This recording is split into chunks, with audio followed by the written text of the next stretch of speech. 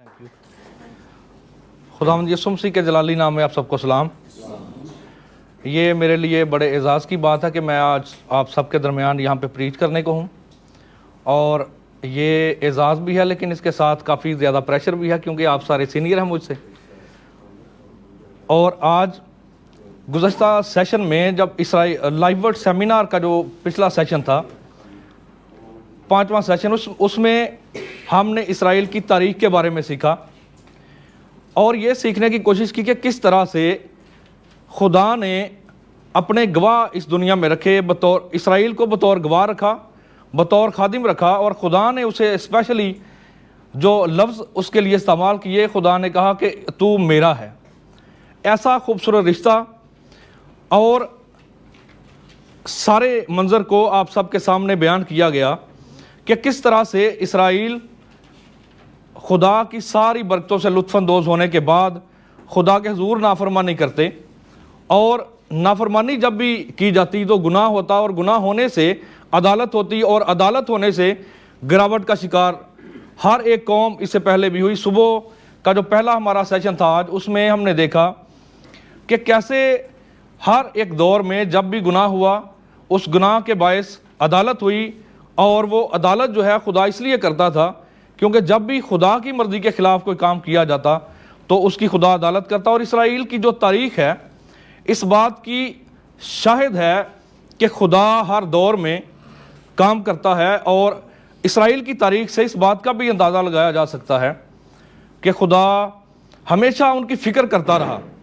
अगरचे खुदा सज़ा भी उन्हें देता लेकिन खुदा उनकी फ़िक्र भी करता रहा। इसके साथ साथ इसराइल की तारीख़ के ज़रिए से हम कुछ और भी इसबाक हासिल करते हैं, जिनमें से पहला जो हमारे सामने यहाँ पे सवाल स्क्रीन पे आपके सामने है वो यह है कि क्या बाइबल की जो कहानियाँ हमारे सामने हमें बताई जाती हैं, सिखाई जाती हैं, या जो हम पढ़ते हैं, क्या ये कहानियाँ हैं? क्या कोई अफसाना है, ये कोई दास्तान है? और इसका सादा सा जवाब ये है कि बाइबल सिर्फ़ एक दास्तान नहीं है, ये कोई अफसाना या कहानियों पर मबनी किताब नहीं है, बल्कि ये ज़िंदा खुदा का ज़िंदा कलाम है जो हर दौर में 100% फुलफिल्ड है। ये खुदा का कलाम है जो हर दौर में उसी तरह से अपनी सारी बातों को पूरा करता हुआ हमें दिखाई देता है। फिर एक और इसके ज़रिए से हम सवाल सीखते हैं कि बाइबल की जो तारीख़ हमें सीखने को मिली पिछले सेशन में, इसराइल की तारीख़ जो हमारे सामने थी, उसके वसीले से सबक हमें क्या मिलता है, क्या लेसन हम उसमें से ले सकते हैं। और उसमें से पहली बात जो हम सीखते हैं वो ये है कि अगर हम खुदा के कलाम की फर्माबरदारी करेंगे तो हम बच सकते हैं। अगर हम इस कलाम के ताबे रहेंगे, खुदा की मर्ज़ी को पूरा करेंगे तो हम बच सकते हैं, लेकिन अगर हम इसकी नाफरमानी करेंगे तो हमारी अदालत है। जैसे हम पहले बात कर चुके हैं, सुबह से यही सीख रहे हैं कि जब भी खुदा की फर्माबरदारी हुई, खुदा ने बढ़ोतरी अता की, खुदा ने सरफराजी बख्शी, खुदा ने बरकत बख्शी, और खुदा ने सरफराज अपने लोगों को किया। लेकिन जैसे ही खुदा के कलाम की नाफरमानी की गई, खुदा के कलाम को ना माना गया, कबूल ना किया गया, इस बायस खुदा ने अपने लोगों की अदालत की। हालांकि खुदा उनसे प्यार करता है, खुदा ने बतौर गवाह, बतौर खादिम उन्हें रखा इस दुनिया में, लेकिन खुदा तो भी अदालत करता है। और अदालत के जो सारे पीछे ज़मीनी वाक़यात हमने देखे कि खुदा हर दौर में अदालत करता हुआ दिखाई देता है। इसी तरह से इसराइल की भी अदालत हुई। इसके साथ एक और हमारे सामने बड़ा अहम मामला है। तीसरा जो सवाल है वो है, मेरा और इस तारीख़ का क्या रिश्ता है, या मैं किस तरह से इस तारीख़ के साथ जुड़ा हुआ हूँ। और इसका एक सादा सा जवाब ये है, इसराइली अवाम सिर्फ़ अपनी ज़िंदगियों में मसरूफ़ थे। वो अपने मादी जो मामलात हैं, जो उनकी ज़मीनी ज़िंदगी है, उसके बारे में ज़्यादा सोचते थे, और जो फिज़िकल हैप्पीनेस है, जो हमारी जिस्मानी खुशी है, उसके लिए ज़्यादा कोशिश करते थे। और आज भी ऐसा ही होता है कि आज भी हमारे बड़े लोग बाहर चले जाते हैं ताकि ज़्यादा से ज़्यादा पैसा कमाएं, और पैसा इसलिए कमाना चाहते हैं क्योंकि वो शादमानी हासिल करना चाहते हैं, खुशी हासिल करना चाहते हैं। और इसीलिए हालांकि अगर बाइबल मुकद्दस की ये तारीख़ जो हमारे सामने आज पढ़ी गई, अगर हम इसे ज़रा संजीदगी से इस पर गौर करें तो हमारे सामने एक अहम معاملہ آتا ہے اور وہ یہ ہے کہ ہمارے جسمانی معاملات سے زیادہ ایک روحانی معاملہ بھی ہے جس کے بارے میں نہایت سنجیدگی کے ساتھ ہمیں سوچنے کی ضرورت ہے، اور اس لیے ضرورت ہے اس کے بارے میں سوچنے کی کیونکہ اس کے بعد عدالت بھی ہے۔ کلام مقدس میں لکھا ہے کہ آدمیوں کا مرنا اور اس کے بعد عدالت کا ہونا مقرر ہے۔ یہ پہلے سے طے شدہ ہے کہ خدا عدالت کرے گا، ججمنٹ وہ کرے گا۔ اسی لیے ضروری ہے کہ ہم اس تاریخ میں سے یہ سیکھیں کہ اپنے روحانی معاملات کے بارے میں ہمارا کیا خیال ہے۔ اور پھر اس سیشن میں جو رواں سیشن ہے اس میں ہم بات کریں گے اسرائیل کی بحالی کی، کیسے خدا نے اسرائیل کو بحال کیا اور کیوں یہ بحالی وقوع پذیر ہوئی۔ پچھلے سیشن میں ایک بڑی اہم بات ہم نے یہ سیکھی، اگرچہ اسرائیل کی جو قوم ہے، یہودی پوری دنیا میں تتر بیتر ہوئے، دنیا میں مار کھاتے رہے، جگہ جگہ انہیں وہ بکھر گئے، اور یہ سارے معاملات کے باوجود، یہ سارا کچھ ہونے کے باوجود بھی ایک جملہ وہاں پر بڑا اہم تھا کہ خدا نے اسرائیل کو نہ چھوڑا۔ خدا ہمیشہ فکر ان کی کرتا رہا، خدا ہمیشہ محبت ان سے کرتا رہا، اور اسی لیے اسرائیل کی جو بحالی ہے یہ اس کے بھی اسباق ہیں جو اس سیشن میں ہم سیکھنے کی کوشش کریں گے کہ کس طرح سے یہ بحالی آج ہمارے لیے ایک چیلنج پیش کرتی ہے کہ کیسے ہم اپنی زندگی کو خداوند میں اور زیادہ مضبوط بنانے والے ہوں۔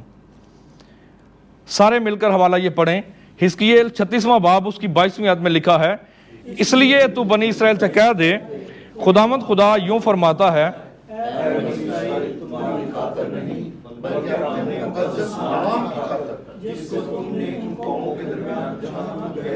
ناپاک کیا۔ بائبل مقدس کی جو نبوتیں ہیں، جو پیشین گوئیاں ہیں، اسرائیل کی مصیبتوں کے بارے میں صرف نہیں ہیں، بائبل مقدس میں اسرائیل کی بحالی کی بات بھی کی گئی ہے، اور بائبل مقدس یہ بھی بتاتی ہے کہ کیسے خدا نے اپنے لوگوں کو بحال کیا اور کیسے ریسٹور کیا اپنی قوم کو، اور یہ ساری ریسٹوریشن کی جو کہانی ہے، جو بحالی کی کہانی ہے، وہ بڑی تفصیل کے ساتھ بائبل مقدس میں ریکارڈ کی گئی ہے۔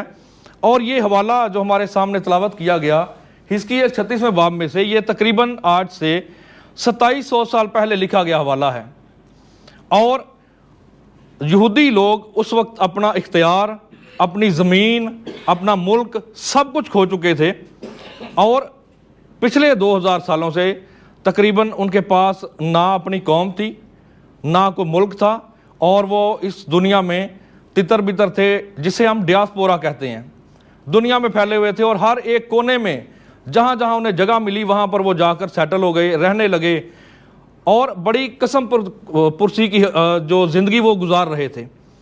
ایسے حالات میں خدا نے ان کے لیے بحالی کا جو یہاں پہ حوالہ جو ہم نے پڑھا، ان کے لیے خدا نے بحالی کا اعلان کیا، اور خدا نے کیوں انہیں بحال کیا؟ صرف اپنے مقدس نام کی خاطر۔ اور یہاں پہ لکھا ہوا ہے کہ جن قوموں میں بھی وہ گئے، ان قوموں میں انہوں نے خدا کے نام کو ناپاک کیا۔ یہاں پہ واضح طور پہ حزقیل میں لکھا ہوا ہے کہ انہوں نے ناپاک کیا، اور اسی لیے خدا نے انہیں دوبارہ سے بحال کیا اپنے نام کی عظمت کی خاطر، اپنے نام کی عزت کی خاطر۔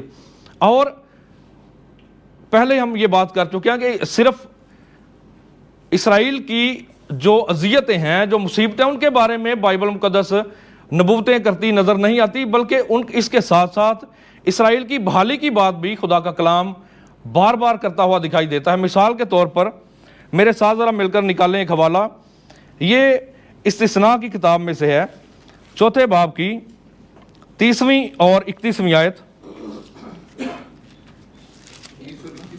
ہاں جی،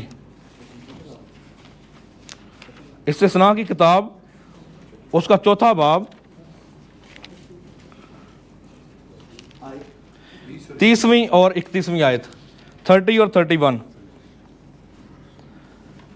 لکھا ہے یہاں پہ، جب تو مصیبت میں پڑے گا اور یہ سب باتیں تجھ پر گزریں گی تو آخری دنوں میں تو خداوند اپنے خدا کی طرف پھرے گا اور اس کی مانے گا، کیونکہ خداوند تیرا خدا رحیم خدا ہے، وہ تجھ کو نہ تو چھوڑے گا اور نہ ہلاک کرے گا اور نہ اس عہد کو بھولے گا جس کی قسم اس نے تیرے باپ دادا سے کھائی۔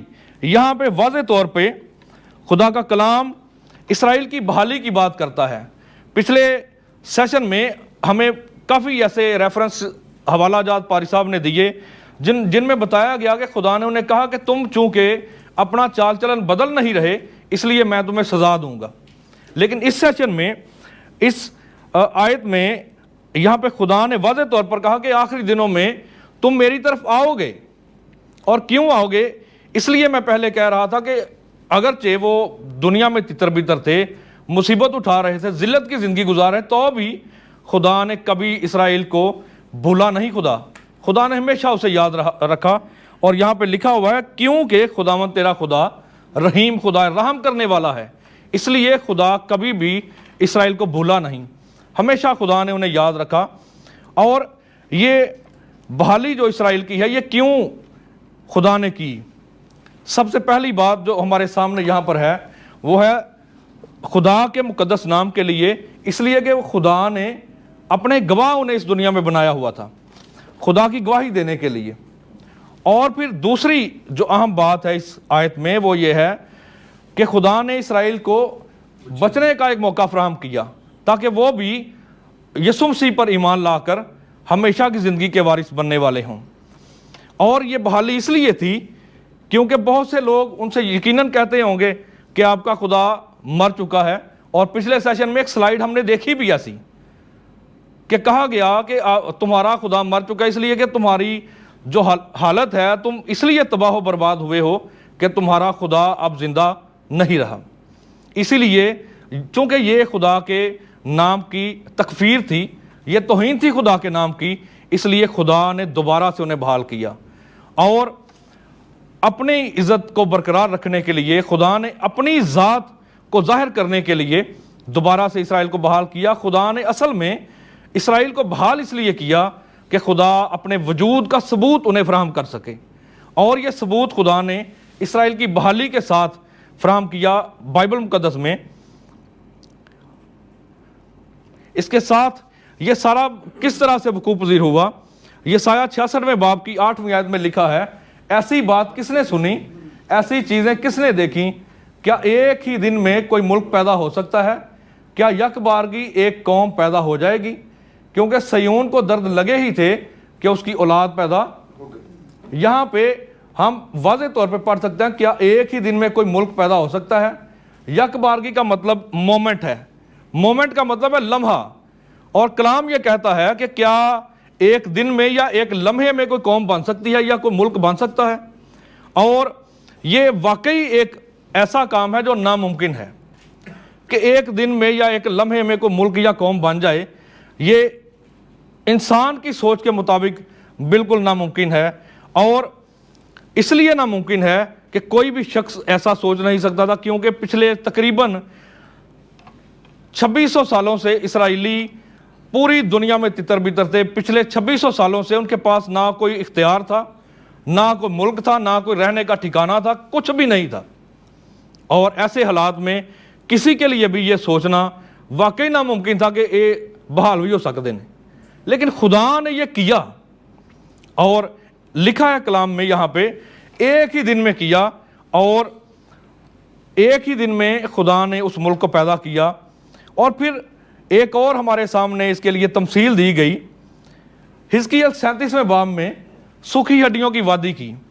کل ہم پادری شمعون صاحب سے اس کے بارے میں سیکھ رہے تھے۔ یہاں پر خدا اس سے سوال کیا کرتا ہے؟ خدا کہتا ہے کیا یہ سوکھی ہڈیاں زندہ ہو سکتی ہیں؟ اصل میں یہ اسرائیل کے لیے تھی نبوت ساری، اور خدا کے بندے نے کل بھی ہم نے سیکھا اور آج بھی کلام یہی بیان کر رہا ہے کہ خدا نے ان کے لیے یہ سارا کچھ کیا، خدا نے یہ ممکن کیا۔ اور یہ کس طرح سے ہوا؟ یہاں پہ ہمارے سامنے ایک سلائیڈ ہے، یہ جوئش کرونیکل کی سلائیڈ ہے، یہودی تواریخ کی سلائیڈ ہے، اور یہاں پہ تصویر ہم دیکھ سکتے ہیں۔ یہ ایک بندہ، ایک شخص ہے جو تھیوڈور ہرزل ہے، یہ یہودی ہے، اور یہ 1896 کی یہ تصویر ہمارے سامنے ہے، جس میں وہ آزادی کی بات کرتا ہے اور وعدے کی سرزمین کی امید کا ذکر کرتا ہے۔ یہ اگرچہ وہ چھوڑے ہوئے تھے، خدا نے انہیں چھوڑ دیا تھا، اور دنیا میں وہ گھوم پھر رہے تھے، ایسے تتر بتر تھے، مشکل میں تھے، مصیبت میں تھے، تو بھی وہ اس امید پر زندہ رہے کہ خدا ایک دن انہیں وعدے کی سرزمین میں پہنچائے گا۔ اس کے بعد یہاں پہ آپ پڑھ سکتے ہیں، یہ نیچے انگلش میں بھی ہمارے سامنے ہے،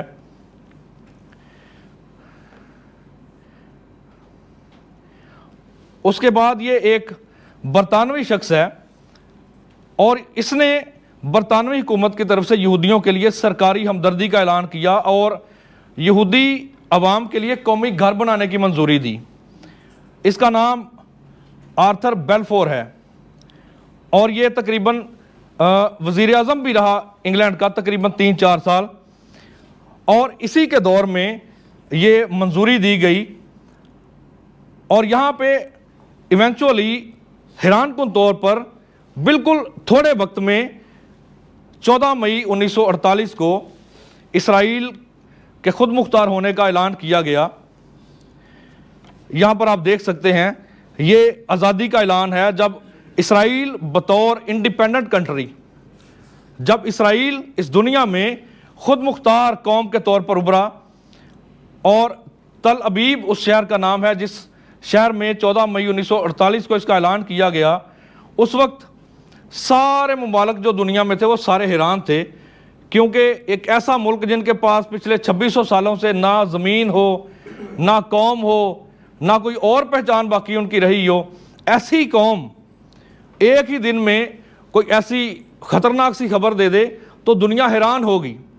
اور ایسا ہی ہوا، اسرائیل ایک ہی دن میں خدا نے انہیں پیدا کیا، ایک ہی دن میں وہ ملک بنا، اور یہ اسرائیل کا اعلان ہے، آزادی کا اعلان جس دن انہوں نے کیا۔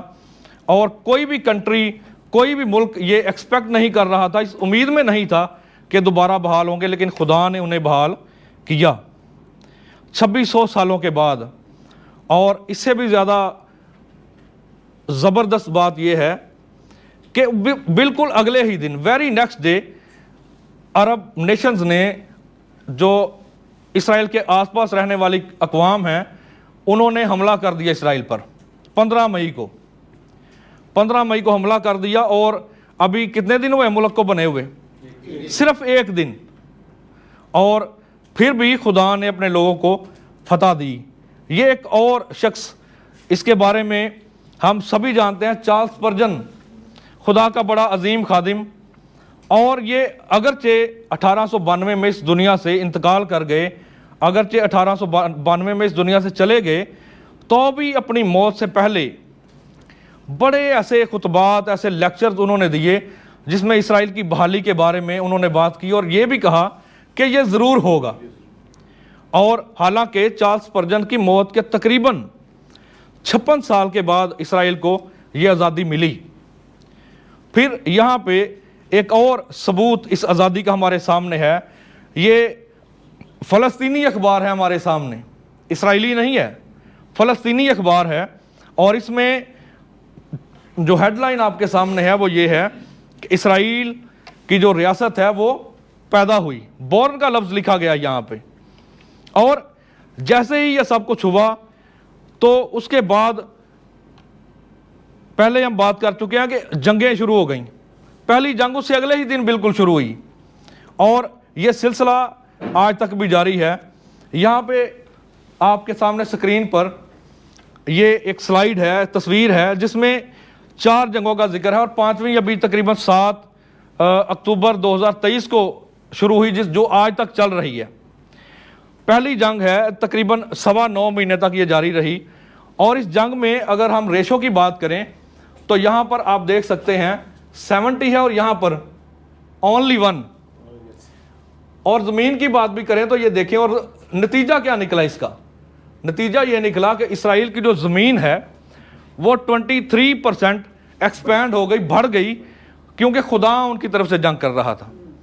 پھر دوسری جنگ ہے ہمارے سامنے، اور اس کا نتیجہ بھی یہی نکلا کہ خدا نے انہیں فتح دی۔ پھر تیسری جنگ جو بڑی مشہور جنگ ہے، یہاں پہ بھی آپ ریشو دیکھ سکتے ہیں 70 اور 1، کتنی قومیں ہیں یہاں پہ؟ 14 ممالک، اور ایک چھوٹے سے ملک کے خلاف ہے۔ آبادی کا بھی یہاں پہ تناظر ہمارے سامنے ہے، ایک اسرائیلی کے مقابلے میں 70 لوگ ہیں۔ لیکن کیا ہمیں لگتا ہے کیا نتیجہ نکلنا چاہیے؟ نتیجہ یہ نکلا یہاں پہ آپ دیکھ سکتے ہیں یہ سارے علاقے شامل ہوئے کس میں؟ اسرائیل میں. اور اس کے بعد اسرائیل نے ان کے بڑے ہتھیار اور ایسی ساری چیزیں ویپنز وغیرہ سیز کر دیے. اور اس کے بعد ایک اور واقعہ ہوا کہ وہ شخص جو سپہ سالار تھا ان کا، جو سربراہ تھا عرب اقوام کا، وہ بھی ہارٹ اٹیک کی وجہ سے مارا گیا. پھر ایک اور جنگ کا ذکر ہے جو چوتھی جنگ ہے، اور یہاں پر بھی ریشو بڑی عجیب و غریب ہے. اس سے بھی زیادہ عجیب و غریب بات اس میں یہ ہے چوتھی جنگ میں کہ یہ جنگ جب شروع ہوئی تو یہ اسرائیل کے حق میں نہ تھی، اسرائیل کے مخالف تھی. اسرائیل شکست اس میں کھا رہا تھا، لیکن ایونچولی حالات تبدیل ہوئے اور کیا ہوا؟ خدا نے انہیں دوبارہ سے پھر فتح یاب کیا. اور یہ فتح کہاں تک گئی؟ یہ دیکھیں علاقے کتنے انہیں ملے، اور لکھا ہے 10 اسرائیلی فائٹر پلیس اس میں تباہ ہوئے، اور 375 جو عرب فائٹر پلینز ہیں وہ تباہ اس میں ہوئے. اور کیوں یہ سارا کچھ ہوا؟ کیونکہ خدا اپنے لوگوں کی طرف سے جنگ کر رہا تھا، اس لیے کہ خدا انہیں بحال کرنا چاہتا تھا. خدا نے انہیں بحال کیا. اور یہاں پر ایک اور نقشہ آپ کے سامنے ہے. اسرائیل کہاں پہ ہے؟ یہاں پہ کتنا سا ہے؟ ذرا اگر ہم حدود رقبے کے حساب سے دیکھیں، رقبے کے لحاظ سے دیکھیں تو اسرائیل کیا لگتا ہے ہمیں؟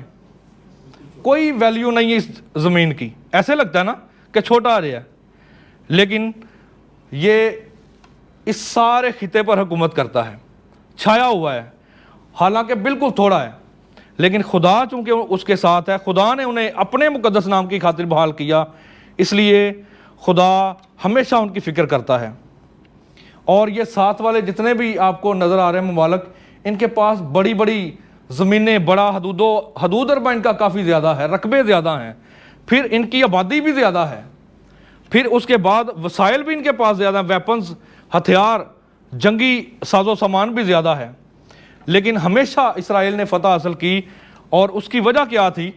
کیونکہ خدا نے انہیں یہ ساری فتح دلوائی. یہ یہاں پہ بھی ایک اور نقشہ ہے، اور یہاں پہ بھی اسرائیل کو دکھایا گیا بالکل چھوٹا بلو کلر میں. اور یہ سارے ممالک دیکھیں بہت بڑے ہیں، لیکن خدا چونکہ ان کے ساتھ ہے. اور اس کے بعد یہ سارے واقعے میں جب 6 ڈے وار ہوئی، 6 دنوں کی جو جنگ ہے، تو یہاں پہ آپ پڑھ سکتے ہیں لکھا ہے اسرائیل کی 6 روزہ جنگ کی جو فتح ہے یہ ایک تاریخی معجزہ ہے. کیوں معجزہ ہے؟ کیونکہ یشوع 23ویں باب کی 10ویں آیت ذرا میرے ساتھ نکال کر پڑھیں. یشوع کی کتاب اس کا 23واں باب اور اس کی 10ویں آیت. 23واں باب 10ویں آیت لکھا، تمہارا ایک ایک مرد 1,000 کو رگیدے گا، کیونکہ خداوند تمہارا خدا ہی تمہارے لیے لڑتا ہے جیسے اس نے تم سے کہا. یہاں پہ ہم یہ اس لیے دیکھ رہے ہیں کیوں یہ ساری جنگیں جو پیچھے ہم نے دیکھی، 4 جنگوں کی لسٹ ہمارے پاس ہے. 5ویں جنگ 7 اکتوبر 2023 سے ابھی جاری ہے، 5ویں جنگ ہے یہ. اور کیوں یہ ساری جنگوں میں خدا نے فتح دیتا رہا؟ اگرچہ تعداد میں بھی تھوڑے تھے، ان کا نقشے پہ بھی اگر ہم دیکھیں تو وہ بھی بہت چھوٹی ان کے پاس زمین ہے، تو بھی خدا نے ساری جنگوں میں فتوحات انہیں بخشیں. آبادی کم ہونے کا بھی کوئی بڑا مسئلہ نہیں تھا، ویپنز بھی ان کے پاس کم تھے دوسروں سے. فتح اس لیے بخشی کیونکہ کلام میں خدا نے پہلے سے فرما دیا کہ تمہارا ایک ایک 1,000 کو رگے دے گا. اور کیوں خدا نے کہا ایسا ہوگا؟ کیونکہ تمہارا خدا تمہارے لیے جنگ کرتا ہے، کیونکہ اس نے تم سے پہلے ہی یہ کہہ دیا. خدا نے وعدہ چونکہ ان کے ساتھ کیا ہوا تھا، اس لیے خدا ان کے ساتھ جنگ کر رہا تھا. اور پھر اس کی ایک اور بھی وجہ ہے، یہ بحالی اس لیے ممکن ہوئی کیونکہ اگر ہم دیکھیں رومیو کا خط ذرا میرے ساتھ نکالیں، اس کا 11واں باب، رومیو کا خط اس کا 11واں باب اور اس کی 25ویں 26ویں اور 27ویں آیت کو ہم پڑھیں گے. رومنز چیپٹر 11 ورس 25 to 27 لکھا ہے، اے بھائیو کہیں ایسا نہ ہو کہ تم اپنے آپ کو عقل مند سمجھ لو، اس لیے میں نہیں چاہتا کہ تم اس بید سے نا واقف رہو کہ اسرائیل کا ایک حصہ سخت ہو گیا ہے، اور جب تک غیر قومیں پوری پوری داخل نہ ہوں وہ ایسا ہی رہے گا، اور اس صورت سے تمام اسرائیل نجات پائے گا۔ اور چنانچہ لکھا ہے، چھڑانے والا سیون سے نکلے گا اور بے دینی کو یعقوب سے دفع کرے گا، اور ان کے ساتھ میرا یہ عہد ہوگا جب کہ میں ان کے گناہوں کو دور کر دوں گا۔ یہ خدا فرما رہا ہے اپنے کلام میں، اور خدا کہتا ہے کہ اسرائیل کا ابھی ایک حصہ سخت ہے، لیکن خدا کہتا ہے کہ میں انہیں بحال کروں گا، اور یہ بھی اسرائیل کی بحالی سے پہلے کا وعدہ کیا گیا ہے، یہ ابھی نہیں لکھا گیا کلام، آج سے تقریباً 2000 سالوں سے زیادہ عرصہ اس کو ہو چکا ہے، اور پہلے سے خدا نے یہ ساری باتیں بیان کر دیں کہ ایسا ہوگا۔ اور اس کے بعد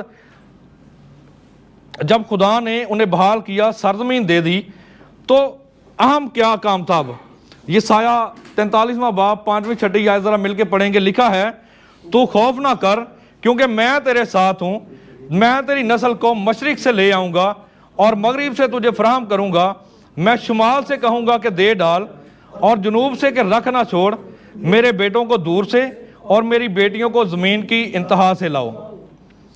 یہاں پہ اب ایک قوم بننے کے لیے 3 کنڈیشنز ہیں، 3 شرائط ہیں، اور اس میں پہلی شرط ہے زمین ہونی چاہیے قوم کے پاس، ملک ہونا چاہیے، اور جب زمین یا ملک ہو تو پھر لوگ بھی ہونے چاہیے۔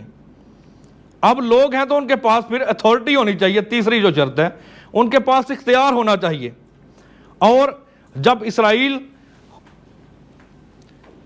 انڈیپینڈنٹ اسٹیٹ کے طور پر سامنے آیا، خود مختار ملک کے طور پر سامنے آیا، تو اسرائیلی واپس آنا شروع ہوئے اپنے ملک میں، اور یہاں پہ پہلے سے یسایہ نبی کے صحیفے میں نبوت اس بات کی گئی کہ میں تیری نسل کو مشرق سے لے آؤں گا اور مغرب سے تجھے فراہم کروں گا، شمال سے کہوں گا دے ڈال اور جنوب سے کہ رکھ نہ چھوڑ، میرے بیٹوں کو دور سے اور میری بیٹیوں کو زمین کی انتہا سے لاؤ۔ یہ کلام پہلے سے لکھا گیا، اور اس لیے لکھا گیا کیونکہ اب خدا انہیں دوبارہ خدا نے بحال کیا، دوبارہ خدا نے مضبوط انہیں کیا۔ اور کس طرح سے یہ واپس آئے؟ یہاں پہ یسایہ 60ویں باب کی 8ویں آیت لکھی ہے، یہ کون ہے جو بادل کی طرح اڑے چلے آتے ہیں اور جیسے کبوتر اپنی قابو کی طرف۔ یہاں پہ خدا انہیں واپس لے کر آ رہا ہے، اور یہ دیکھیں ہوائی جہاز آپ کو نظر آ رہا ہے یہاں پہ سکرین پر، اور یہ ہوائی جہاز 1930 میں بنا، 1903 میں 1903 میں رائٹ برادران نے ہوائی جہاز امریکہ میں ایجاد کیا، اور اس سے پہلے ایک کلام لکھا گیا تقریباً 2000 سالوں سے بھی زیادہ پرانا۔ یہ حوالہ اس بات کی نشاندہی کر رہا ہے کہ خدا کام کر رہا تھا اپنے لوگوں کے لیے، اور خدا نے وہ سارے وسائل پیدا کیے اپنے لوگوں کو واپس اس ملک میں لانے کے لیے۔ اور اس کے بعد پھر وہی حوالہ ہمارے سامنے ہے، اور یہاں پہ اب دیکھیں یہ لیبیا سے جو یہودی ہیں وہ واپس اسرائیل میں آ رہے ہیں، یہاں پہ یمن سے واپس آ رہے ہیں۔ یہ وہ لوگ تھے جنہیں یمن میں بھاگنا پڑا مجبوراً، جنہیں ملک سے نکال دیا گیا یا علاقوں سے فرار ہونا پڑا۔ 1949 میں یہ واپس آئے، اور یہ جنون تصویریں لی گئی ہیں۔ اس کے بعد اور بھی علاقوں سے خدا نے واپس ان کو خدا لے کر آیا۔ یہ عراق سے لوگ آ رہے ہیں واپس، 1950 کی یہ فوٹو ہے۔ پھر یہ وہ ریفیوجی ہیں، وہ پناہ گزین ہیں جو عرب کے دوسرے ممالک میں رہ رہے تھے، مختلف جگہوں پہ پناہ لیے ہوئے تھے، صرف اس لیے کہ ان کی جانیں بچی رہیں۔ اب خدا انہیں واپس لے کر آ رہا تھا، اور کہاں کہاں سے یہ آئے آپ یہاں پہ دیکھ سکتے ہیں۔ پوری دنیا میں جہاں جہاں تتر بتر ہو کر وہ گئے ہوئے تھے، خدا وہاں سے ان کو واپس لے کر آئے، اور 21ویں صدی میں اور بھی زیادہ یہودی جہاں جہاں بھی ہیں وہ اپنے ملک میں واپس آ رہے ہیں۔ اب ملک بھی بحال ہو چکا تھا، اب قوم بھی بحال ہو چکی تھی، اور اب کس چیز کی باری تھی کہ وہ سرزمین ان کی بحال ہو جو بنجر ہو چکی تھی ان کے نہ وہاں رہنے کے باعث۔ اور یہاں پہ حوالہ مل کر پڑھیں، لکھا ہے کیونکہ میں تم کو ان قوموں میں سے نکال لوں گا اور تمام ملکوں میں سے فراہم کروں گا اور تم کو تمہارے وطن میں لاؤں گا۔ اور پھر اس سے اگلا حوالہ یہاں پہ ہم دیکھیں تو وہ لکھا ہوا ہے، اور وہ کہیں گے یہ سرزمین جو خراب پڑی تھی باغ عدن کی مانند ہو گئی، اور اجاڑ اور ویران اور خراب شہر محکم اور آباد ہو گئے۔ جب خدا نے اس زمین کو ان کے لیے ریسٹور کیا، بحال کیا، تو وہ بالکل باغ عدن کی مانند ہو گئی، خوبصورت ہو گئی، سرسبز اور شاداب ہو گئی۔ اور یہ کس کا کام تھا؟ یہ خدا کا کام تھا۔ خدا نے انہیں کہا ہوا تھا کہ میں یہ کروں گا، اور خدا نے کر کے دکھایا۔ یہ اس طرح سے وہ ساری سرزمین اپنی زمینوں کو سیراب کرتے ہیں، اور یہ گلیل کی جھیل سے واٹر پائپس لگائے گئے ہیں جس کے ذریعے سے سارے کھیتوں کو، زمینوں کو سیراب کیا جاتا ہے۔ اس کے بعد یہ دیکھیں اس طرح کی یہ زمین تھی، اور انہوں نے کیا کیا وہاں پہ؟ انہوں نے وہاں پہ بڑے خوبصورت فارم ہاؤس بنائے، بالکل باغ عدن کی طرح سے، بڑے خوبصورت گھر بنائے، بلڈنگز تعمیر کی۔ اور اسرائیل کے بارے میں ایک دن میں اسٹڈی کر رہا تھا، تقریباً 97% اسرائیل سولر سسٹم پر چلتا ہے، سولر انرجی وہاں پر اس قدر زیادہ ہے۔ اور اس کی وجہ کیا ہے؟ اس کی وجہ یہ ہے کہ خدا نے یہ سارا کچھ کیا اپنے مقدس نام کی خاطر، کسی اور کے لیے نہیں۔ خدا نے اپنے نام کی خاطر، اپنے نام کی پاکیزگی، اس کی آنر کے لیے خدا نے یہ کیا۔ اور خدا اصل میں خدا ہی تھا جو انہیں کر رہا تھا بحال، اور خدا نے اس لیے انہیں بحال کیا تاکہ خدا کا کے گواہ بن کر اس دنیا میں اس کی گواہی دینے والے بن سکیں۔ اور یہاں پہ وہ ساری زمین کا حال ہے، خدا نے اس کو کس طرح سے تبدیل کیا بالکل اس خوبصورت سرزمین میں، اور ان کے ویران اور خراب شہروں کو خدا نے کس میں تبدیل کیا؟ اس طرح سے خدا نے خوبصورت شہر بنا دیے۔ اس کی وجہ یہ تھی کہ خدا اپنے مقدس نام کی خاطر یہ سب کچھ کر رہا تھا۔ اور وہی قوم جو لعنت میں تھی، نافرمانی کر کے لعنت میں تھی، بھوکے مر رہے تھے، دنیا میں تتر بتر تھے، اور پھر ان کی جو زمین ہے وہ بھی بنجر تھی، اور خدا نے ان کے لیے کیا کیا؟ خدا نے ان کے لیے برکت، خدا جب بحال خدا نے کیا تو خدا ان کے لیے برکت لے کر آیا۔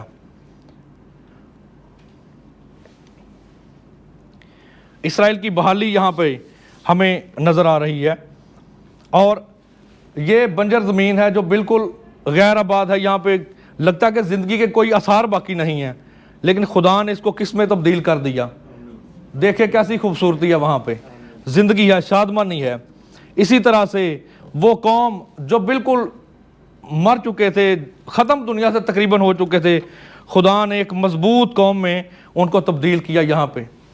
اور پھر اس کے بعد حزقیل 36ویں باب کی 19ویں آیت میں لکھا ہے، اور میں نے ان کو قوموں میں پراگندہ کیا، اور وہ ملکوں میں تتر بتر ہو گئے، اور ان کی روش اور ان کے اعمال کے مطابق میں نے کیا کی؟ ان کی عدالت کی۔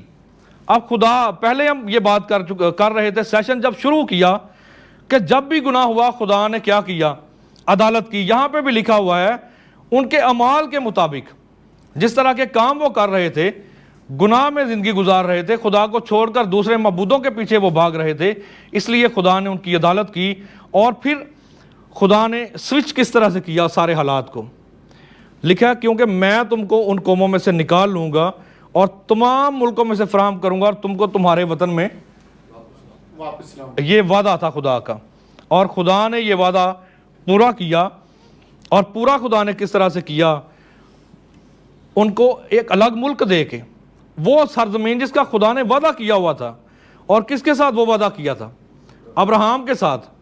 خدا نے کہا تم کو وعدے کی سرزمین میں دوں گا، اور خدا نے اس کی نسلوں کو یہ ساری برکتیں دی۔ اور اس کے بعد اسرائیل کی پھر جو مصیبتیں ہیں، اس کے بعد بحالی ہے، اس کے بارے میں یہاں پہ ہمارے سامنے ہے۔ پہلے کیا تھا؟ صحرا اور ویرانی ہے، کوئی رونق نہیں باقی رہی۔ پھر قوم کیا ہے؟ تتر بتر ہے وہ، اور کیا کر رہے ہیں وہ؟ دنیا میں تلوار ان پہ چل رہی ہے، مار کھا رہے ہیں، اور مختلف ممالک میں وہ تتر بتر ہیں، اور بڑے لوگوں کے ہاتھوں دکھ اٹھا رہے تھے۔ اور خدا نے کیا کیا؟ وہی صحرا اور ویران جو زمین تھی خدا نے زرخیز زمین میں تبدیل کی، اور وہ قوم جو تتر بتر تھی خدا نے واپس انہیں اپنے ملک میں خدا نے آنے کا فضل عطا کیا۔ اور پھر وہ جو تلوار سے دکھ اٹھا رہے تھے دنیا میں، خدا نے ایک مضبوط اور پرامن ملک ان کو بنایا۔ اور حزقیل 36واں باب اس کی 35ویں آیت میں یہاں پہ کیا لکھا ہوا ہے؟ اور وہ کہیں گے کہ یہ سرزمین جو خراب پڑی تھی باغ عدن کی مانند ہو گئی، اور اجاڑ اور ویران اور خراب شہر محکم اور آباد ہو گئے۔ خدا اب انہیں آباد کر رہا تھا اپنے جلال کے لیے۔ اور یہاں پہ لکھا تب وہ قومیں جو تمہارے آس پاس باقی ہیں جانیں گی کہ میں خداوند نے اجاڑ مکانوں کو تعمیر کیا ہے اور ویرانے کو باغ بنایا ہے۔ میں خداوند نے فرمایا ہے اور میں ہی کر دکھاؤں گا، اور خدا نے یہ کر دکھایا۔ پھر یہاں پہ ایک اور بڑی اہم آیت ہمارے سامنے ہے، یہ یسایہ 60ویں باب کی 4 اور 5 آیت ہے۔ ذرا مل کر اسے پڑھیں، کیا لکھا ہوا ہے؟ اپنی آنکھیں اٹھا کر چاروں طرف دیکھ، وہ سب کے سب اکٹھے ہوتے ہیں اور تیرے پاس آتے ہیں۔ تیرے بیٹے دور سے آئیں گے اور تیری بیٹیوں کو گود میں اٹھا کر لائیں گے، تب تو دیکھے گی اور منور ہوگی۔ ہاں، تیرا دل اچھلے گا اور کشادہ ہوگا، کیونکہ سمندر کی فراوانی اور قوموں کی دولت تیرے پاس فراہم ہوگی۔ یعنی کیا یہاں پہ لکھا ہے؟ سمندر کی فراوانی تیری طرف پھرے گی اور قوموں کی دولت تیرے پاس۔ یہ خدا نے برکت انہیں دی۔ جب خدا نے بحال کیا تو خدا نے برکت انہیں دی، اور کس طرح سے برکت وہ کام کر رہی ہے۔ یہاں پہ تصویر ہمارے سامنے یہ بحیرہ مردار کی ہے، اور یہ ایک ایسا سمندر ہے دنیا میں جہاں پر انسان ڈوبتا نہیں، اور اس میں اتنے زیادہ نمکیات منرلز پائے جاتے ہیں۔ اس میں صرف یہ منرلز نہیں بلکہ اس میں ایک اور چیز ہے، یورینیم جسے کہا جاتا ہے، اور یہ ساری جو چیزیں ہیں اتنی قیمتی ہیں کہ ایک سلائیڈ میں کچھ دنوں پہلے دیکھ رہا، وہاں پہ لکھا ہوا تھا کہ تقریباً امریکہ، برطانیہ اور فرانس کی دولت کو اکٹھا کیا جائے تو اس سے بھی زیادہ قیمتی یہ ان کا سمندر ہے، بحیرہ مردار جسے کہتے ہیں، ریڈ سی جسے کہتے ہیں۔ اور پھر اس کے ساتھ ساتھ امریکہ کی 4 سال کی جو جی ڈی پی ہے اس سے بھی زیادہ 1 سال کا اس سے وہ کماتے ہیں۔ ایک اچھا ٹورسٹ پوائنٹ ہے ان کے لیے یہ، اور یہ خدا نے سارا کچھ کیوں کیا؟ کیونکہ خدا نے اپنے مقدس نام کی خاطر انہیں دوبارہ سے بحال کیا۔ اور پھر صرف یہی نہیں، پیٹرولیم کا کام، تیل کے کنویں ہیں وہاں پہ بڑے بڑے، جہاں سے اسرائیلی لوگ تیل نکالتے ہیں۔ یہ ساری تصویریں ان کی ہیں۔ اور پھر اسرائیل کا جو تیل ہے دیکھیں پوری دنیا میں یہ سپلائی کیا جاتا ہے، اور کیوں کیا جاتا ہے؟ کیونکہ داؤد کا ستارہ پوری دنیا پر حکومت کرتا ہے، اور وہی سرزمین جو بنجر تھی، جہاں پہ رونق نہیں تھی، خدا نے اسے تبدیل کر دیا رونق میں، سرسبزے میں، شادابی میں، اور خدا نے باغ عدن کی مانند خوبصورتی اسے عطا کی۔ یہ وہ سرزمین ہے۔ یہاں پہ آپ اسرائیل اور یردن میں خام تیل کے جو کنویں ہیں انہیں دیکھ سکتے ہیں نقشے کے اوپر۔ یہ کروڈ آئل ہے جو اسرائیل سے نکالا جاتا ہے۔ دیکھیں کتنا زیادہ ہے۔ کیوں یہ خدا نے سارا کچھ کیا؟ تاکہ خدا دکھا سکے اس دنیا کو کہ میں نے اپنے لوگوں کو بحال کیا ہے۔ پھر یہاں سے خدا کا کلام بیان کرتا ہے، خدا پھر انہیں واپس لے کے آ رہا ہے، اور یہاں پہ یہ وہ لوگ واپس آ رہے ہیں جو اسرائیل سے دوسرے ممالک میں تھے۔ اور اسرائیل کی جو سیکیورٹی ایجنسی ہے اس کا نام آپ کو پتا کیا ہے؟ موساد۔ موساد ان لوگوں کو اپنی حفاظت میں لے کر اس ملک میں آ رہا ہے۔ چونکہ یہ اپنے ملک میں آ رہے ہیں اس لیے موساد ان کی حفاظت کر رہا ہے۔ اور یہاں پہ لکھا ہے سب سے چھوٹا 1000 ہو جائے گا اور سب سے حقیر ایک زبردست قوم۔ میں خداوند کب کروں گا؟ یہ عین وقت پر۔ یہ بھی جاننا بڑا ضروری ہے، عین وقت پر۔ خدا کا ایک اپنا ٹائم ہے۔ ضروری یہ نہیں کہ خدا ہمارے ٹائم کے مطابق کام کرے، ضروری یہ ہے کہ خدا اپنے ٹائم کے مطابق کام کرے۔ اور ایسے ہی خدا نے اسرائیل کے ساتھ کیا جب لگتا تھا دنیا کو کہ خدا ہن بحال نہیں کرے گا، اور ایسی صورتحال میں خدا نے بحال انہیں کیا۔ جب ہٹلر نے مارا یہودیوں کو تو یہ پوپ کی طرف سے بھیجے گئے کارڈینل سے انہوں نے کیا کیا؟ ہٹلر کو برکت دی اور اسے بتایا کہ تو بڑا اچھا کام کیتا ہے۔ اور اس کے بعد کیا ہوا؟ یہ جرمنی کا ایک سیاستدان ہے، یہ بڑا اچھا بڑے عہدے پہ فائز شخص ہے۔ یہ اب اس یادگار پر آ کر کیا کر رہا ہے؟ معافی مانگ رہا ہے، پچھتاوے کا شکار ہے یہ اس کی تصویر ہے. اور پھر اس کے بعد پوپ, یہ دیکھیں جو ڈائس یہاں پہ پڑا, کیا لکھا ہے یہاں پہ, عبرانی زبان میں لکھا ہوا ہے. اور یہاں پہ پوپ آ کر ان ربیوں سے کیا کر رہا ہے, معافی مانگ رہا ہے, صرف اس لیے کہ وہ سارا پیچھے جو ہو چکا تھا, اس لیے معافی مانگ رہا ہے کہ اب خدا نے اس قوم کو بحال کیا, خدا نے بڑی سرفرازی اسے دی. اور ہم سبھی یہ جانتے ہیں سکسیس ہیز مینی فادرز, یہ سب نے پروورب سنی ہوگی کہ کامیابی کے بڑے باپ ہوتے ہیں. جب بندہ مشہور ہو جائے تو بڑے لوگ کہتے ہیں میں بھی انہوں پڑھایا ہے. اور ایسے ہی ہوا جب یہودی اس دنیا میں حکومت کر رہے ہیں, وہ چھائے ہوئے ہیں اس دنیا پر, اتنے پاورفل ہیں کہ پوری دنیا کو اپنی مرضی سے چلاتے ہیں. ایسی صورتحال میں سب کے لیے ضروری تھا کہ آپ کیا کریں, وہ ان کے پاس جائیں. اور یہاں پہ یہودی شخصیات کے بارے میں آپ دیکھیں, یہ امیر ترین یہودی شخصیات ہیں. اور ان میں کون ہے پہلے, ہیلری کلنٹن, بڑی مشہور سیاستدان ہے یہ امریکہ کی. پھر یہاں پہ نیچے بل گیٹس بھی ہے, اور بھی سیاستدان ہے. یہ سارے اس لیے یہاں پہ تصویریں لی گئی ہیں تاکہ ہمیں پتہ چلے کہ کس طرح سے خدا نے اپنی قوم کو ایسے بحال کیا کہ آج پوری دنیا پر حکومت کر رہے ہیں. اس کے بعد یہ ایک سلائیڈ ہمارے سامنے ہے, یہاں پہ یہ سارے نیوز چینلز ہیں, نیوز پیپرز ہیں, میگزینز ہیں جو یہودیوں کے ماتحت چلتے ہیں, جو یہودی لوگ چلانے والے ہیں. یہ دیکھیں فوربس میگزین, بڑے بڑے نام ہیں یہاں پہ, نیو یارک ٹائمز ہے, واشنگٹن پوسٹ ہے, واشنگٹن ٹائمز, یہ سارا کچھ کن کا ہے, یہودیوں کا. ان سارے جو نیوز چینلز ہیں اور نیوز پیپرز ہیں, سب پر حکومت کون کرتا ہے, یہودی حکومت کرتے ہیں. اس کے بعد یہاں پہ فیڈرل ریزرو بینک ہے امریکہ کا, اس کے ڈائریکٹرز ہیں یہ سارے بندے ہمارے سامنے. اور یہ وہ بینک ہے جو تقریباً ساری دنیا کا پیسہ سیو کرتا ہے, استعمال اسے کرتا ہے. اور پھر یہاں پہ ہمیں باراک اوباما نظر آتا ہے جو دیوار گریا میں یہودیوں کے پاس یروشلم میں پہنچا ہوا ہے. پھر یہاں پہ ڈونلڈ ٹرمپ, بڑا مشہور جو صدر ہے امریکہ کا. اس کے بعد یہاں پہ دیکھیں اسرائیل کا دارالحکومت کون ہے, اب یروشلم ہے. اور یو ایس اے نے, امریکہ نے اپنی ایمبیسی جو ہے وہ یروشلم میں لگائی ہوئی ہے.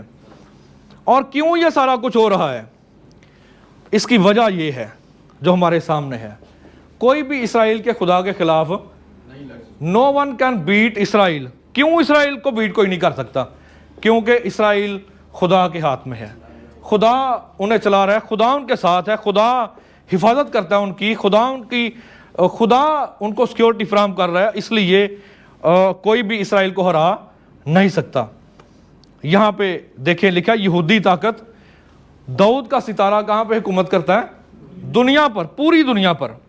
اور یہاں پہ ہمارے سامنے ان کی انٹلیکچوئل کی, پچھلے جو سیشن میں ہم نے سنا پاری صاحب سے کہ بڑے ایکسپیریمنٹس کیے گئے, تجربات کیے گئے یہودیوں کے دماغ کے اوپر زندہ جب وہ ہوتے تھے, اور خدا نے انہیں وہ دماغ دیے پھر بعد میں بحال جب کیا. یہاں پہ دیکھیں یہ distribution of Jewish in Nobel price between 1901 2007 تک یہ ہمارے سامنے رپورٹ ہے. اور یہاں پہ یہ یہودیوں نے سارے حاصل کیے ہوئے ہیں. اکنامک سائنس جو معاشیات کی سائنس ہے اس میں 41%. اور یہ سارا اس طرح سے چل رہا ہے. اور اس کی وجہ یہ ہے, حالانکہ دنیا میں تعداد ان کی کیا ہے, یہاں پہ ذرا دیکھیں کتنی تعداد ہے, 0.25. کیا مطلب ہے اس کا بھلا, 100 دا چوتھا حصہ یا 1 دا چوتھا حصہ, چوتھا حصہ 25%. پوری دنیا میں ان کی آبادی 0.25% آبادی ہے یہ. اور نوبل پرائز ونر کتنے ہیں, یہاں پہ دیکھیں ذرا, 22%, 22%. اور یہ سارے ان کے لکھے ہوئے ہیں world chess champions 47, Oscar for best score and best song 51, 20th century کے تھنکرز کتنے, 30%. اور یہ دیکھیں business, finance, education, medicine, government, Hollywood, cosmetics, literature, law, philosophy, charity, یہ سارے کاموں میں اسرائیلی یا یہودی سب سے آگے ہیں. اور ان کے آگے رہنے کی وجہ کیا ہے؟ کیونکہ خدا نے انہیں بحال کیا ہوا ہے، یہ وجہ ہے۔ اور اس کے بعد البرٹ آئنسٹائن، یہ بھی ایک جیو ہے، ایک یہودی ہے۔ اس کے بعد ہمارے سامنے یہ گوگل کے بانی ہیں لیری پیج اور سرجی برن، یہ بھی یہودی ہیں۔ پھر یہ مارک زکربرگ، یہ بھی یہودی ہے، فیس بک کا یہ بانی ہے۔ یہاں پہ ذرا دھیان سے دیکھیں، اسرائیلی سرزمین، پیلسٹینین لاس آف لینڈ 1946 سے لے کے 2010 تک۔ اب یہاں پہ جو گرین کلر ہے وہ ہے فلسطین کے لیے، اور وائٹ کس کے لیے ہے؟ اسرائیل یا یہودیوں کے لیے۔ یہاں پہ دیکھیں یہ 1946 کی تصویر ہے، اور کتنا یہ گرین ہے، سارا ہی گرین ہے تقریباً، تھوڑا تھوڑا وائٹ ہے۔ یہ 1947 کی ہے، کتنی دیر کے بعد کی ہے؟ 1 سال بعد کی ہے یہ، اور یہ 1967 20 سال بعد کی ہے، اور 20 سال کے بعد یہ صورتحال ہے ان کے ساتھ، اور اس کے بعد 2010 کی، آج سے تقریباً 13-14 سال پہلے کی ہے یہ، اور یہ صورتحال ہے۔ اور جو موجودہ جنگ ہے جو 2023 میں 7 اکتوبر کو شروع ہوئی، اس کے بعد مجھے لگتا ہے وائٹ ہو جائے گا سارا۔ اور یہ کیوں ہے؟ اس لیے ہے کہ خدا نے انہیں بحال کیا ہوا ہے، خدا کی نظر، خدا کا فضل ان پر ہے۔ اور اسرائیل کو کہتے کیا ہیں؟ اسرائیل کو خدا کا ٹائم پیس کہتے ہیں۔ کہا گیا بائبل مقدس میں بھی کہ جب تم اسے دیکھو، اور پھر اسرائیل کی وجہ سے ہم سارے معاملات کو جان سکتے ہیں۔ یہاں پہ ایک اور تصویر ہے، یہ زیادہ خوبصورت تصویر ہے ہمارے سامنے۔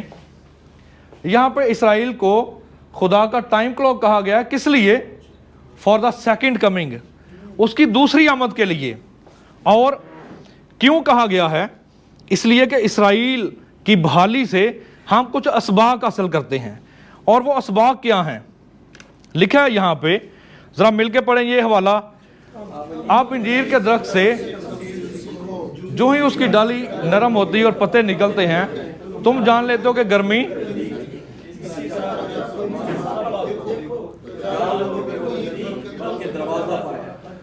ہاں جی۔ یہاں پہ ایک اسرائیل کی جو بحالی ہے، یہ بڑا شاندار نشان ہے فضل کے دور کے اختتام کا۔ کیوں یہ شاندار ہے؟ کیونکہ کلام میں انجیر کے درخت سے مراد اسرائیل ہے، اور لکھا ہے جب تم اس کی ڈالی نرم ہوتی ہے اور پتے نکلتے ہیں تو تم جان لیتے ہو کہ گرمی نزدیک ہے۔ اب اسرائیل چونکہ بحال ہو چکا ہے، اور ہمیں یہ جان لینا چاہیے کہ اب مسیح خداوند کی دوسری آمد نزدیک ہے۔ اور اس لیے ہم سب کو، چونکہ ہم سیکھ رہے ہیں اس میں کہ خدا جب بھی گناہ ہوا خدا نے عدالت کی، اور اسرائیل کی بحالی اصل میں یہ ہے کہ غیر اقوام کا جو دور ہے، غیر اقوام کا جو وقت ہے، وہ تقریباً ختم ہونے کو ہے۔ لکھا کہ جب تم یہ سارا کچھ دیکھو تو تم یہ جان لو کیسا ہوگا۔ اب اسرائیل کے لیے خدا کا منصوبہ کیا ہے؟ خدا نے ایک چھوٹے سے ملک کو چنا، اس کا نام اسرائیل ہے، اور خدا نے کیا کیا؟ خدا نے ہمیں نشان، معجزات اور عجیب کام دکھانے کے لیے دکھائے خدا نے، تاکہ خدا یہ بتا سکے کہ وہ وجود رکھتا ہے، خدا موجود ہے۔ اور پھر خدا نے اپنی قوم کو، اپنے لوگوں کو اپنا مقدس کلام بھی دیا، اور اسی کلام میں ہمارے سامنے یہ آتا ہے کہ مسیح دنیا میں آیا اسی کلام کے مطابق، کیونکہ اس پرانے عہد نامے میں یسوع مسیح کے اس دنیا میں آنے کی پیشین گوئیاں یا اس کے آنے کے بارے میں بہت دفعہ بتایا گیا ہے کہ وہ اس دنیا میں آئے گا، اور مسیح اس دنیا میں خدا کے کلام کے مطابق آیا، اور یسوع مسیح